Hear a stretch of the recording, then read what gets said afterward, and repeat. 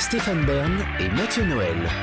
Historiquement vôtre. Pour draguer, les jeunes disent aujourd'hui tenter de pécho. Les moins jeunes disent faire les yeux doux. Quant aux amoureux du temps jadis, en voie de fossilisation, ils disent faire du gringue. Le voilà, l'accordéon. C'est ce sacré loustic, ce zazou de Stéphane Bern qui nous raconte l'origine de cette expression « pas piquer des verres ». On dit pas piquer des hannetons.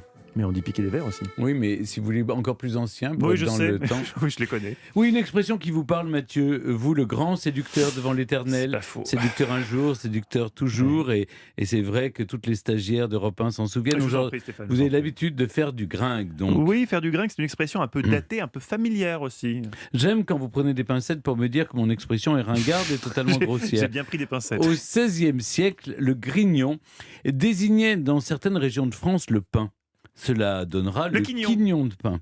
Grigner, c'est faire du pain, et le premier à avoir utilisé ce champ lexical pour le transposer à l'univers de la séduction, c'est le chansonnier réaliste Aristide Bruant.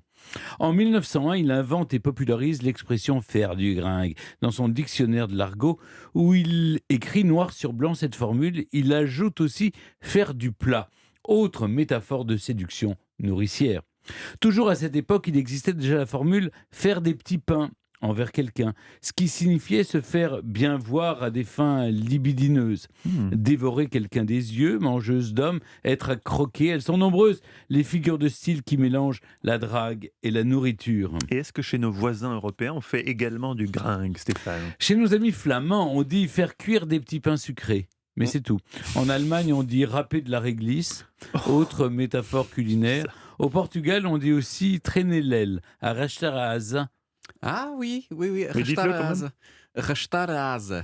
Oui. Oui. Traîner l'aile, mais qu'est-ce que ça veut dire ? J'arrive pas à visualiser. Traîner l'aile. Oui. Non mais vous tournez tous vers moi parce que c'est pas parce que c'est une expression portugaise qu'elle a du sens. Hein. Ah oui, d'accord. Non, mais parce qu'on En pensait tout que vous cas, étiez carré là. ça veut dire la même chose. Ça c'est veut ce dire la qu'on même utilise chose. pour dire la même chose. Faire En tout du cas, gringue. faire du gringue, ça vient du pain. Voilà, voilà, c'est nourricier. On des petites miches, voilà. Est-ce que ce serait pas l'expression portugaise ? Vous savez les pigeons quand ils font leur espèce de parade truc, ils font des trucs un peu comme ça avec les ailes. Ah oui.